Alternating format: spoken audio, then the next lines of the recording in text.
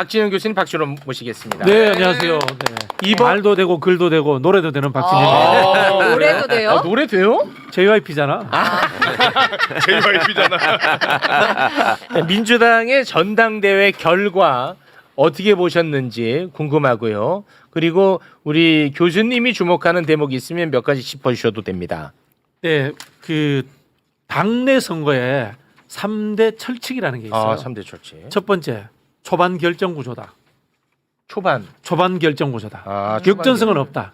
예, 영어로 프론트 로딩이라고 이야기하는데요. 이게 뭐 학술로서 굳어진 수준이에요. 그래서 이재명 뭐 이낙연 경선할 때나 대통령 후보 뽑을 때도 초반에 이기는 사람이 끝까지 그냥 쭉 이겨버려요. 그걸 이제 우리 보통 이제 초반 결정 구조다 그렇게 얘기하고요. 두 번째는 당내 이데올로기가 강한 사람이 유리하다. 당내 이데올로기. 진보 정당에서는 보다 진보적인 사람이, 보수 정당에서는 보다 보수적인 사람이. 그래서 이념이 강한 사람들이 유리하다. 이렇게 이야기하고요. 그러면은 정청래 후보가 박찬대 후보보다 더 진보적이라고 평가를 받았나 보군요. 그렇죠. 평소에 이제 그렇게 평가를 받은 거죠. 그렇군요. 그리고 이제 세 번째는 보통 우리가 영어로 expectation 게임이다 이렇게 얘기하는 게임, 기대 게임, 예측 게임 이렇게 이야기하는데요. 원하는 게 있어요. 정청래에게 원하는 거, 박찬대에게 원하는 거, 이게 당원들이 또는 언론이 원하는 거, 이걸 해줘야 돼요. 그래야지 그게 이슈를 끌고 가거든요. 세게 싸우는 것, 세게 싸우는 거 했잖아요. 네. 그 실제로 이제 그걸 이제 충족이 됐나 보고. 충족이 됐죠. 네네. 그리고 박찬대 후보를 좋아하는 사람들은 박찬대 후보에게 바라는 것은 이재명 대통령과 정말 격이 없는 관계, 그렇죠. 정말 명심이랑 박찬대랑 거의 동일한 그 느낌. 근데 그거를 대통령께 부담이 될까봐 못하신 거죠. 그런 것도 있을 수 있고 그걸로 경쟁을 하자니 정청래가 그렇다고 이재명하고 각을 세우는 사람도 아닌 것. 그렇죠. 이것도 좀 문제가 있어요. 본인 장점을 못 살린 거죠. 보통 재밌네. 이제 우리 정치에서 그걸 이장격단이다 이렇게 이야기합니다. 자신의 장점으로서 약점을 격파한다. 그런 이야기인데요. 보통 이제 정치 컨설팅 회사에 가면 컨설턴트들이 이런 이야기합니다. 최강욱 의원님 평소에 너무 센 이미지니까 부드럽고 스마트한 이미지로 바꾸세요. 이런 이야기합니다. 네네네. 그 수준 이하의 컨설턴트입니다. 사람은 바뀌지 않습니다. 원래 잘하는 걸로 가지고 승부하는 게 정치의 본질입니다. 그렇습니까? 네. 우리 의원님은 뭐 혹시 뭐 주목하는 부분 좀 있습니까? 이번 처음부터 보니까 6대3 구도가 별 변동이 없이 끝까지 똑같더라고요. 쭉 유지가 되잖아요. 똑같던데. 그러니까 그런 것들이 보니까 이렇게 구체적으로 분석한 자료들 보니까 대의원 투표에서만 박찬대 후보가 이겼더라고요. 네, 그렇습니다. 네. 그러니까 대의원의 비중이 예전보다 현저히 줄어들었고 대의원 투표의 그 효과가 그리고 당원들의 의사가 많이 반영이 되는 구조로 바뀌었는데 그러다 보니까 정청래 후보가 굉장히 어떤 득을 본 셈이죠. 옛날 구조대로 대의원들이 굉장히 많은 표를 가지고 있고 또 지역위원장들이 대의원들을 컨트롤할 수 있는 상황에서 사람들이 투표를 하게 됐으면 정청래 후보가 이렇게까지 많은 표를 얻지 못했을 거예요. 그러니까 아주 그냥 좀 거칠게 쉽게 생각하면 대의원 표심은 의원 표심 이렇게 생각하면 되나요? 꼭 그렇진 않은데 그렇진 예전에는 않아요? 훨씬 심했고 그게 네, 지금은 조금 완화되긴 했지만 여전히 대의원들은 일종의 기득권 구조 속에 편입돼 있는 면이 좀 있으니까 늘 위원들도 많이 보고 제가 의원일 때는 중앙위원이라고 그러더니 잘리고 나니까 대의원이 되더라고. 전국 대의원이에요. 제가 이번에 제가 포결할 때 보니까 대의원이요. 그러니까 이제 그런 거죠. 저 같은 사람이 이제 보통 당원들과 달리 당에서 취급하는 게 있잖아요. 뭘 해봤다고. 그러면 그렇게 되면 아무래도 여기에 이제 아는 사람들이나 기존의 저기들이 많았고 그다음에 현역 의원들은 정청래 후보보다는 박찬대 의원 후보를 지지하는 분들이 더 많았다. 이게 이제 일반적인 평가였단 그렇죠. 말이에요. 그러니까 그 당원들의 마음과 약간 이렇게 당의 어떤 간부로서 있는 사람들과의 그 생각의 차이가 좀 있었던 건데 당원들이 그걸 압도한 거고 그러니까 정청래 대표 일성이 저 그 당의 주인은 당원이고 주권은 당원에게 넘어갔다 이렇게 얘기를 하잖아요. 어찌 보면 본인이 그동안에 정치적으로 꼭 주장해왔던 바가 제도화되고 그거의 혜택을 또 본인이 받았고 정청래 정치가 성공한 거죠. 지금 말씀의 연장선에서 말씀드리면요. 지금 대의원은 대의원이 아닌 거예요. 네. 대의원은 당원들의 뜻을 대의하는 게 대의원이거든. 근데 지금 당원들하고 대의원하고 생각이 다르잖아요. 그럼 저 사람들 대의원이 아닌 거예요. 다르게 뽑든지 아니면 없애든지 이제 선택의 기로에 있는 거예요. 그래요? 네. 대의원 옆에 두고 저도 대의원입니다. 그래. 같은 대의원.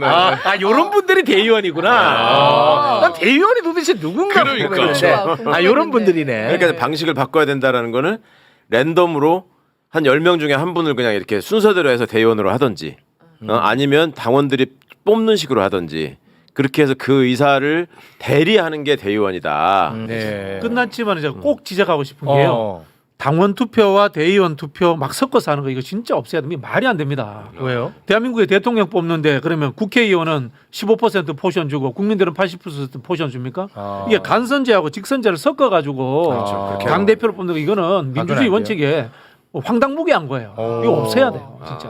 본인의 기득권을 내려놓는 발언이네요. 아니 뭐 기득권이 공보고 사실 민주주의 원칙에 어긋나니까 없애야 그간의 됩니다. 대의원의 필요성을 얘기한 거는 유일하게 타당한 논거가 한 개 있었어요. 그러니까 민주당 같은 경우에는 호남과 수도권의 당원 비율이 영남 지역의 당원보다 훨씬 많잖아요, 압도적으로. 그럴 수밖에 없을 거 아니에요. 지지 기반이 그러니까. 네네네. 그러니까 그 대의원 구조를 그렇게 맞추다 보면 그러면 영남에서는 당 지도부에 진출할 도리가 없다. 영남 출신들은 영남표가 적으니까. 그러니까 그거를 대의원표의 비중을 높이는 걸로 해서 이거를 말하자면 보완을 해줘야 된다. 그런 논리가 있었던 거예요. 네. 그런데 이제 민주당이 점점 더 전국 정당화가 되고 영남에서도 지지 기반이 점점 넓어지고 있잖아요. 네. 그러니까 이제 과거의 그 논리가 점점 힘을 잃고 있는 상황이 되는 거죠. 이재명 대통령은 영남 사람 아니에요? 그렇죠. 그렇죠. 네. 사실 금방 말씀하신 그 대의원 제도를 제가 2010년도에 실무자 때 짰었거든요. 그런데 당내에서 지금은 영남이라고 해서 후보가 안 되는 게 아니에요. 예. 전국 어디서든지 전부 다 고르게 투표가 나오기 때문에 네. 그런 의미는 없고요. 다만 이제 대의원 제도가 필요할 수도 있습니다. 당내 정치 엘리트 양성 과정에서의 층계가 필요하다. 이런 생각이 든다면요. 같이 두지 말고 예를 들자면 뭐 컷오프 할 때는 대의원 선거를 하고 본선 투표할 때는 전당원 투표를 하고 이렇게 따로 둬야 된다. 그 말씀이군요. 네. 이제 뭐 전당대회 끝났으니까 전당대회 동안에 그 서로 반목하고 갈등하고 뭐 예, 좀 그만.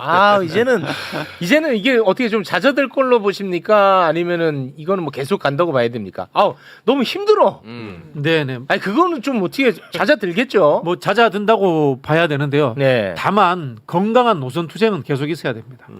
친명이냐 뭐 덜 친명이냐 또 찐명이냐 이런 논쟁이 아니라 말씀하신 것처럼 앞서 우리 뭐 경제 관련해 가지고 주식 관련해서 논쟁이 있었지 않습니까? 네. 거기에서 좀 더 이 기업 중심적으로 할 것이냐, 노동 중심적으로 할 것이냐 이런 것들을 가지고 건강한 논쟁을 해야 됩니다. 그건 좋죠. 네. 그런 건 좋은데 이번에 보는데 박찬대를 지지하는 분들인지 뭐 아닌지 뭐 정확히 모르지만 아무튼 이제 표면상 박찬대를 지지하는 분은 정청래가 윤석열보다 더 나쁜 사람이에요. 그리고 정청래를 지지하는 분들이 박찬대는 정말 또 천하의 나쁜 사람으로 또 얘기를 하더라고. 그러니까 선거 때만 되면 감정이 그렇게 격화돼 가지고 내 후보를 위해서 이렇게 한다고 생각하시는 분들이 있기 마련인데 네. 좀 이제 그런 증세는 잦아들겠는데 완전히 없어지지는 않는 것 같아요. 계속 때만 되면 나타나 가지고 그런 걸로 또 재미를 보고 돈을 벌려고 하는 사람들이 있어서 그걸 잘 식별하셔야죠. 이제 당원분들이. 매불쇼는 손해봤죠. 네.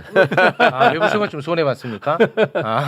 매불쇼는 양쪽에서 다 욕하시던데. 저거 정청래 지지했다고, 저거 박찬대 지지했다고. 그래서 손해봤네. 그 양쪽에서 다 그래버리니까 그러네. 뭐 나는 누구를 지지했는지 나는 좀 혼자서 많이 물어보고 있습니다. 그러니까 정치를 잘 모르는 제 입장에서 약간 혼란의 시기가 뭐였냐면 이거 전당대회 한다고 정청래 후보랑 박찬대 후보가 손잡고 막 들어가고 할 때는 아유 그래 누가 돼도 민주당은 하나니까. 근데 점점 가면 갈수록 야 저거 나쁜 놈이야 막 서로 이러니까 너무 어렵더라고 이게 상황이. 진짜 머리 아픕니다 그럴 때. 후보들은 안 그러는데 지지자라는 후보는 분들이. 이번에 결론 나고 나서도 네. 박찬대랑 나랑 너무 친하다 이 얘기만 계속 하더라고. 그렇죠. 끝났는데도.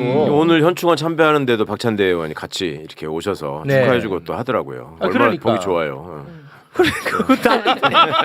이게 진짜 너무 힘들어 이게. 어려워. 뭐 어떻게 해야 될지 모르겠어. 쉽지 않습니다. 예. 지금도 뭐 지금 계속 올려주고 계시는데 하지만 여러분은 뭐든지 할 수 있습니다. 네. 자, 또 반면에 이제 국민의힘은요 이게 지금 더 심각합니다. 이게 진짜 이거는 이거 큰일 났어요. 국민의힘은 8월 22일에 이제 당대표하고 최고위원을 선출을 하는데 네. 출사표를 던진 후보들은 몇 면을 보잖아요.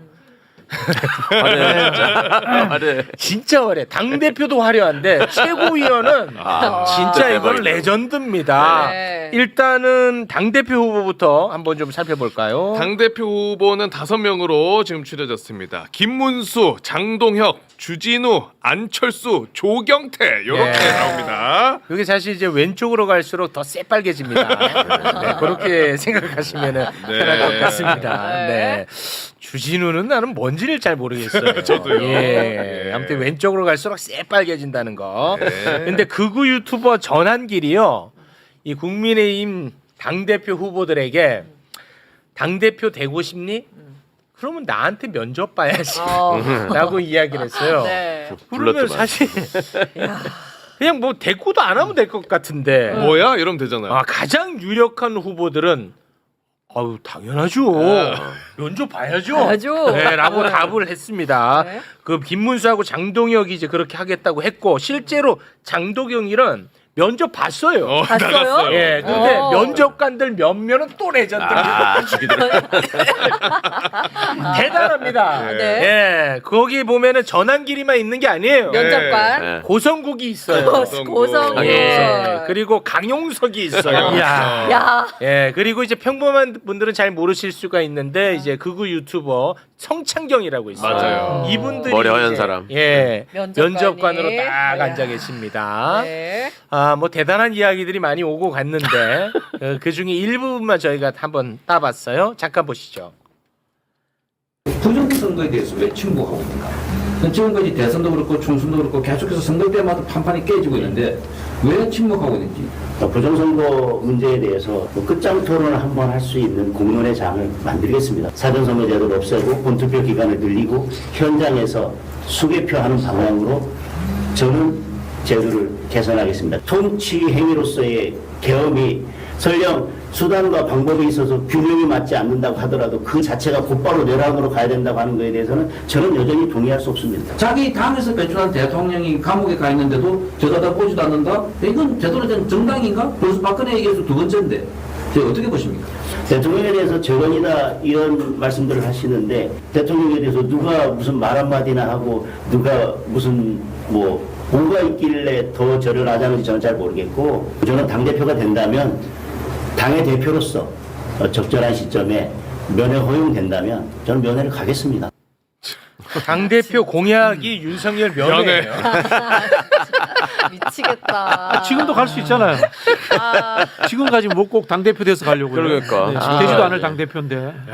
근데 저는 이거 웃을 만한 상황이 아닌 게 굉장히 아니죠. 심각하고 보고 있는 게 저기 나온 사람들이 부정선거를 주장하고 그리고 얼마 전까지만 해도 또 이 관세협정 가지고도 코리아 패싱당하고 있다는 네. 주장을 하면서 대한민국은 불량국가로 미국에서 보고 맞습니다. 있다는 주장들을 했던 사람들이에요. 맞아요. 그러니까 어느 사회 국가나 극단적인 주장하는 사람들은 있어 왔어요. 네. 그런데 윤석열이 대한민국에 끼친 가장 큰 정치적 해악은 그런 사람들이 공공의 영역으로 들어오게끔 만든 그렇습니다. 거거든요. 맞아요. 근데 그거를 지금 당대표가 되겠다는 사람들이 나서서 여전히 우리도 그렇게 할 수 있다라고 얘기해서 힘을 실어주고 있는 거고 네. 저 장동혁 후보라는 사람은 또 언론 인터뷰 과정에서 특정 종교인들이 뭐 10만이 됐든 몇만이 됐든 들어와 있다는 의혹이 나왔잖아요. 네. 그런 사람들도 정치적 목소리를 낼 수 있다라고 하는데 그 사람들이 그럼 정치적 목소리를 개인적으로 내는 게 아니잖아요. 네. 그쪽이 집단적인 힘을 동원해서 어찌 보면 이 지금 홍준표 전 시장이 옛날에 진작 얘기하죠. 이제 와가지고 자기 경선에서 떨어진 게 특정 종교 때문에 그랬다 네. 이런 얘기를 하는데 그러면요 대한민국의 정치의 야권이라고 하는 곳이 그런 어떤 특정 종교 집단 몇 곳에 의해서 움직일 수 있는데 그거를 용인하겠다는 거예요. 심각해요. 굉장히 심각한 상황입니다 사실. 장동혁이라는 사람이요. 계엄은 불법인데 내란은 아니다 이렇게 이야기하는데 네. 이게 진짜 황당무계한 게 불법 계엄을 통해서 군대를 동원했어요. 네. 우리가 그냥 내란이라고 표현하는데 이거 군사 쿠데타입니다. 그렇습니다. 불법으로 군대를 동원했다. 군사 쿠데타인데 이게 왜 내란이 아니에요? 네. 말도 안 되는 이야기를 하고 있는 거고요. 실제로 저는 이 전한길 씨라든가 네. 지금 이제 내란 찬성파들은 정치에서 없어지는 게 맞다고 봐요. 네. 이게 내란이라는 것이 자유민주주의의 헌법 질서를 부정한 거예요. 네. 즉 체제 전복 세력이에요. 맞아요. 제도권 정당이 있으면 안 되는 거예요. 국민의힘 내에서 잘라내야 되는 거예요. 예. 그런데 장동혁 씨는 거기에 지금 표가 있다고 얻어타려고 하는 거예요. 네. 저 왜 이런가 봤더니 이분이 평소에 별 생각이 없는 사람이야. 이야기를 누가 했냐면은 어허. 조경태가 해. 우리 당의 판검사들이 초등학생, 중학생보다도 못하다. 민주공화국이 뭔지도 모른다. 실제로 그래요. 제가 봤을 때. 장동혁은 판사 출신이죠. 네네. 와. 저분이 와. 뭐 정확치는 않습니다만 소문에는 민주당 오려고 했다라는 썰도 있었어요. 어. 지금 국민의힘의 주류들이 대부분이 공무원들이야. 그냥 보세요. 저 사람도 공무원, 그 다음에 송원석도 공무원, 추경호도 공무원, 하물며 저기 뭐 권영세도 공무원, 나경원. 권성동도 공무원, 나경원도 공무원, 전부 다 공무원 출신이야. 네. 그러다 보니까 별 생각이 없는 거예요. 네. 근데 지금 이른바 우파 정당에서 유행이 극우고 체제 부정 세력인 거야. 거기 이제 같이 얻어 타는 거야. 네. 그러면 뭐가 될 것 같거든. 딱 그래서 지금 평소에 생각이 없었는데 이번에 우리 당의 극우와 체제 부정 세력이 유행하니까 그 유행하는 걸로 내 머릿속을 한번 채워볼게. 그렇게 해서 지금 이 유튜브에 나간 거예요. 합니다. 보통 그냥 설이 돌았던 게 아니라 장동혁 의원 같은 경우에는 구체적인 소문이 돌았죠. 저게 예전에 법사위에 파견 나와 있는 판사였거든요. 제가 그때 처음 봤는데 그 최순실 부정재산 환수법을 안민석 의원이 발의해가지고 만든 적이 있었어요. 네. 해외에 빼돌린 돈 왜 특별법으로 환수하자. 네네. 그 법안의 초안을 만든 게 장동혁이었어. 어. 그래가지고 그 토론회 때 제가 토론자로 참여를 했는데 거기서 장동혁을 처음 봤거든요. 법사위 파견 판사라고 하면서 안민석 따라다니더라고. 그래서 그 뭐 왜 저 사람 판사가 왜 저러고 다니냐 그랬더니 나중에 누가 이렇게 얘기해. 저 고향이 충청도인데 박범계 의원 대전시장 나가면 네. 그 자리를 생각하는 것 같다. 뭐 이런 식의 얘기까지 하고 그랬었어요. 상당히 민주당 의원들과 가깝게 지냈었어. 근데 지금 저런 모습을 보이는 게 저 당에는 저런 사람들이 많잖아요. 네. 뭐 배현진 같은 사람도 있고 예, 뭐 많이 아우, 수시로 변신하지만 아까 우리 박진영 선생 말씀 들어보니까 당대표 선거를 할 때 세 가지 요소 중에 당내 이대 올록에 강한 자가 유리하다라는 말. 네. 그러니까 저 사람이 볼 때 지금 국힘은 아스팔트 구구가 장악하고 있고 그 그렇죠. 사람들이 가장 열정적으로 투표한다고 지금 믿는 거예요. 맞아요. 그러니까 그 비율을 맞추느라고 지금 저런 오바를 하고 다니는 건데 안타깝죠. 아무리 관료나 공직자 출신이 영혼이 없다고 하지만 정치의 영역까지 돌아가지고 저렇게 장동혁은 원래 그 친한계로 구분되지 않았어요? 그랬었죠. 거기 밑에 사무총장 했잖아요. 그러니까. 그러다가 오늘 갑자기 쌩까더니 아 진짜 변신의 기제예요. 그러네. 예. 네. 자 그리고 진짜 레전드는 국민의힘 최고위원 후보인데요. 그 레전드의 얼굴 잠깐 좀 볼까요? 라인업 한번 쫙 보겠습니다. 아, 국힘 레전드야. 최고위원 후보 양향자, 신동욱, 최수진, 김근식, 김민수, 김태우가 컷오프가 안 되고 살아남았어요. 김태우 살았어요? 살았어요. 살았어. 그리고 역시. 직업 최고위원 김재원, 홍석준, 손범규, 장영하, 함운경 이렇게 컷오프가 4명이 당했어요. 네. 그런데도 화려하네. 근데 김태우가 살아남았고 그러니까 이거 굉장히 놀라운 뭐 저기 일입니다. 한화 이글스보다 더한 다이너마이트 타선인데요. 어디서 터질지 모르겠는데 와. 막 터지겠다. 막 터지겠어. 김재원 같은 경우에는 진짜 그야말로 최고위원 장기 집권, 정부 집권이에요. 예. 그동안에 어떤 최고위원을 이 보세요. 22년 이준석 대표일 때 최고위원, 그 다음에 23년 김기현 때 최고위원, 한동훈 때 최고위원. 그리고 이번에 나 또 할란다. 또 될 가능성 높습니다. 예. 아마 이번 국민의힘 전당대회의 실질적인 승자는 김재원이 됐다. 당 대표 김문수 만들고 나는 대구시장 출마. 그렇겠지. 와 짭짤해. 가능성이 높잖아요. 높아가지고. 실제 높아. 네, 실제 높아요. 저 사람들 토론이 기대돼요. 그동안의 언론 분석이 무슨 찬탄파냐 반탄파냐 무슨 또 더 나가서 이제 찬길파냐 반길파냐 전환길이랑 관계가 어떠냐 이렇게 가던데 이 사람들 상황 봐서는 이제 나 수입하냐 빤스파냐 이렇게 싸울 것 같아. 어떤 복장이 지금 맞는 거냐 뭐 이런 거 가지고 수입하냐 빤스파냐. 어떻게 노냐는 수준이나 주제가 아유 굉장합니다 저것도 뭐야. 진짜. 네. 이 면면을 하나하나 우리가 또 살펴보는 시간이 있으면은 왜 레전드인지 알 텐데 시간 관계에서. 그거 꼭 해줘요 진짜. 한번 해야 될 것 같아요. 한 명 한 명 다루기에도 너무 양이 많지 않아요? 양 많아. 김태우 한 명만 해도 이제 레전드거든요. 예. 자기 때문에 보궐선거를 치르는데 윤석열이 사면 복권해줘서 네. 다시 또 출마하는. 출마하고. 이건 진짜 대단했지. 평생 잊혀질 수 없는 레전드입니다. 나 강서구 살았었는데 진짜 창피해. 진짜. 진짜.